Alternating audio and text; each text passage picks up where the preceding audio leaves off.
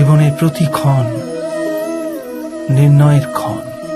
প্রত্যেক পদে আগামী মুহূর্তের নির্ণয় করতে করতে যেতে হয়। আর নির্ণয় নিজের প্রভাব রেখে যায়। আজকের নেওয়া নির্ণয় ভবিষ্যতের জন্য সুখ বা দুঃখ লিখে রেখে দেয়।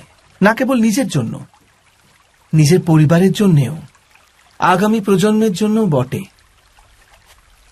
যখন কোনো সংশয় সামনে এসে দাঁড়ায়, মন ব্যাকুল হয়ে যায়, অনিশ্চয়তায় ভরে যায়।